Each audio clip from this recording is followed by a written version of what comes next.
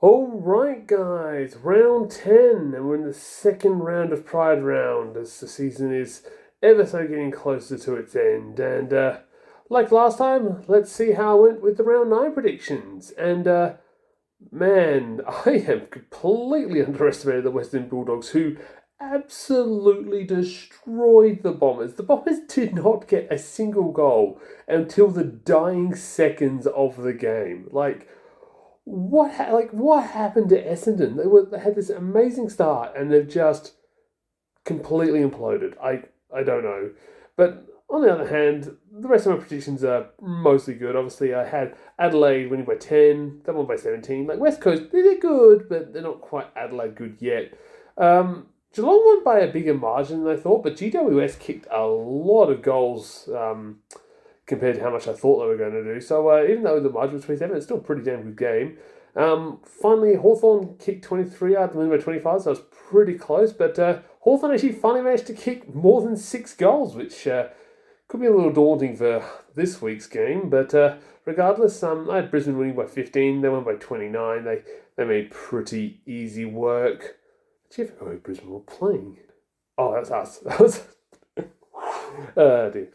Yeah, so I had Brisbane winning by 15, and then I winning by 29. To be honest, I feel like they should have won by a lot more. They were just absolutely destroying us in the midfield there. Although, I don't know, maybe I need to rewatch the game because a lot of Port fans are telling me that we did really well in that game despite the margin, even though it didn't really feel like that to me. But regardless, we'll have a look at that as we get into this round's predictions. But before then, I had North Melbourne winning by 70. They won by 36. Richmond kept North Melbourne to 50 points, which is surprisingly low for a team that's at the bottom of the ladder. So Richmond might actually be doing well now, and we'll get to that when we get to their prediction. But I had Carlton winning by 10. Sydney won by 39. Like, where did that come from? Like, Carlton's been a pretty defensively strong outfit. I guess they did throw Poppy Schultz forwards, but man, to win by 39. Yeah. So Sydney might be back in finals contention after potentially looking like they're following the Essendon path straight out.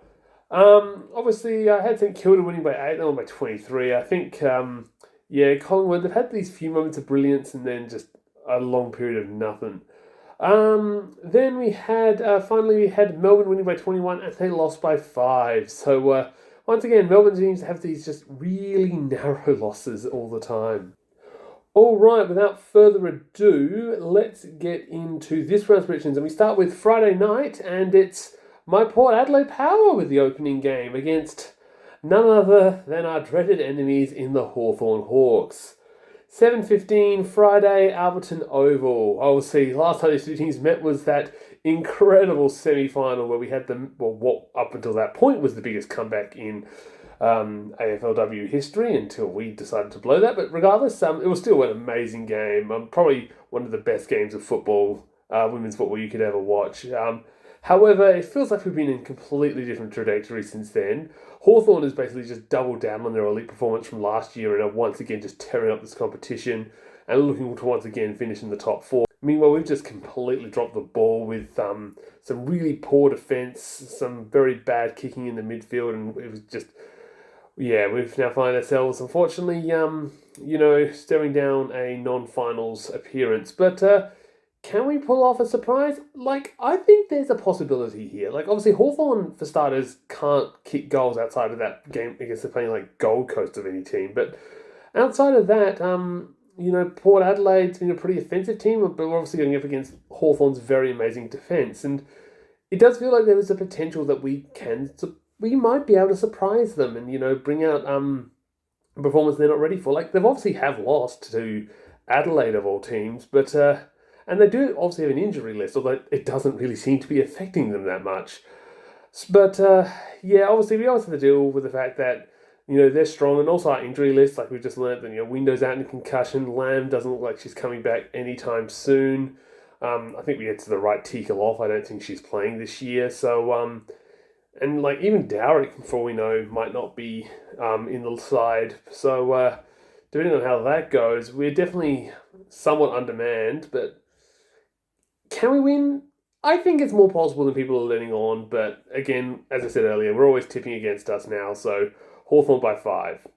Anyway, with that long talk out of the way, let's get into some of the other games. We've got West Coast versus Geelong also on Friday, 9:15. This is the second time West Coast has got a game on a sort of a Thursday, Friday night get up. But regardless, it's Sullivan Logistics Stadium at 9:15.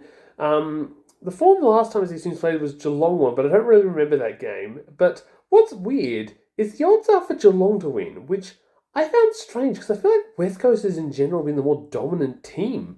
I don't think West Coast hasn't lost a game at home all season, and Geelong has. Like, I don't know whether everyone's hyped around Geelong is. I know obviously they've got Chris Barkas, who's a good player, but yeah, I don't know about you guys, but I'm actually feeling more confident on West Coast, and I say they're going to win by 9. So I'm going to go a bit against the grain here and see how that goes. All right, now we're actually into the weekend games with Melbourne versus Sydney, Casey Fields 105 on the Saturday. These teams I don't believe have ever met before. If they have, I couldn't find it on the website. But regardless, the odds are for Melbourne to win this game. And even though I do think Sydney did really well, obviously against Carlton last week, Melbourne generally has been the stronger team. I know Melbourne's got a reasonably easy fixture, but the games they've lost have been under a goal. So they're clearly not just fluking their way into a finals run. And so this reason why I feel like they can hold Sydney back and win also. Obviously they're at home. But yeah, it's difficult because Sydney's obviously, had that big bounce back against Carlton. So if I was to decide, I think I'll have it as a really, really close game, and I think I'll say Melbourne by 3. All right, then we jump to Arden Street, 3:05 on the Saturday for North Melbourne versus Adelaide. Oh, these two teams have a pretty good competition because it feels like of all the teams that can stand up to North Melbourne, it's Adelaide. Adelaide, for some reason, just has this class to them that allows them to at least somewhat go against. Obviously, they're not going to beat North Melbourne, but you know what? We might see Adelaide keep the scores relatively level for anywhere up to 3 quarters. But obviously, North Melbourne's going to pull away eventually. But let's hit them by 12, make it the closest margin they've had all year. All right, then we get to also 3:05 on the Saturday, GWS versus Fremantle, Henson Park. The last time these two teams met, Freo won, and that was last year. Oh yeah, I remember that game. That was that weird, had an interchange violation, I think, at one point, which was a unique event to happen in a football game. But regardless, Freo is definitely tipped to win this game, and yeah, Freo looks to have got their mojo back. Obviously, they bet Melbourne last week, so you put a lot of confidence into them. The GWS had a reasonably good score against the Cats, but obviously the Cats still bet them by, 29? So, yeah, I think Fremantle will easily get the job done here. But, you know what, let's just say Freo just randomly isn't able to kick away and only win by 14.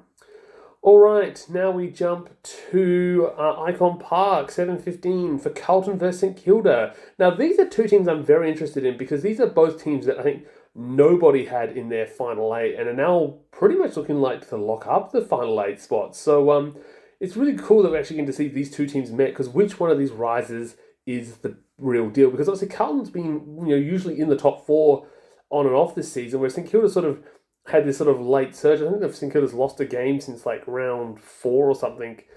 So it'll definitely be interesting to see how these teams met. And obviously I think the odds were sort of mixed. I think the tipping site and the bet and the betting odds were separate. One's at St Kilda, one's at Carlton. Carlton won this matchup last time they met, but that was 2 years ago, so lots has changed since then. But regardless, yeah, it's hard. Obviously it's a Carlton home game. I feel like Carlton's been the more reliable team, but at the end of the day, St Kilda hasn't lost a game recently. But no, I'm feeling Carlton, but I'll say Carlton by 11. But yeah, this is a really hard one to tip. All right, next up we have Essendon versus Brisbane at Windy Hill. Oh, poor old Essendon. They have almost a goalless game against the Western Bulldogs of all teams, and now they're up against Brisbane.